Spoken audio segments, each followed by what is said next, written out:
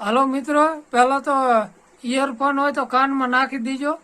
આમાં થોડીક ગાયરું આવશે. તો પહેલા તો આ નાગીનાનો વિડીયો જોવો તમે. પોતનું વિક્રમ્યું એની કોઈ ઓકાત નહીં મળે, એને એના ગામની બહાર કોઈ ઓળખતું નહીં હોય. એના કરતા મોટા મોટા કલાકાર ગુજરાતીમાં થઈ ગયા. આ નરેશ કનેડિયો એના જેવા ખતરનાક એક્ટર થઈ ગયા. એ લોકોને અભિમાન નહીં હતું આટલું. એ લોકોએ કોઈ દિવસ આવું નથી કીધું કે વિક્રમ બોલિવૂડ વાળાએ પહેલા તપાસ કરવું પડે કે વિક્રમ ઠાકોરની પિક્ચર રિલીઝ તો નથી થતી ને. અરે ભાઈ, મારી સામે આવ્યું હોય ને તો એક કાનમાં થપ્પડ મારું ને એને ઈડો. જોયો ને આ નાગીનાનો વિડીયો, કેટલું ખરાબ ખરાબ બોલે છે વિક્રમ ઠાકોરના વિશે. તો ઠાકોરના સેબે સડીશ નહીં, ખોટો ઠેકાણે થઈ જાય અને વિક્રમ ઠાકોરનું નામ ન લે. અને તે આ વિડીયો બનાવ્યો ને, આદિવાસી સમાજને મગજનો બાટલો ફાટી ગયો હોય એને તારા વિશે વિડીયો બનાવ્યો હોય.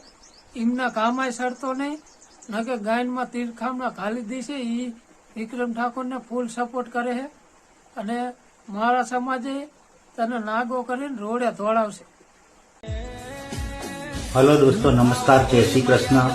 અને વિક્રમભાઈ ઠાકોર પર એક મેં વિડીયો બનાવેલો અને તેની મેં કોમેન્ટ જોઈ તો ઘણા બધા મારા ઠાકોર ભાઈઓ છે એ સમાજના, એ બધા ઘણા નારાજ છે. કોમેન્ટમાં એ લોકોની નારાજ જોયું ને આને શું કર્યું. પહેલા વિક્રમ ઠાકોરનો વિરોધ કર્યો અને હવે આને માફી માંગી. આને ખબર હતી કે પહેલા વિરોધ કરું ભાઈ માફી માંગી લઉં, માફ તો કરી દેવાના છે. એમાં ફેમસ થઈ જાય, ફોલોવર વધી જાય, લાઈક વધી જાય, કોમેન્ટ વધી જાય.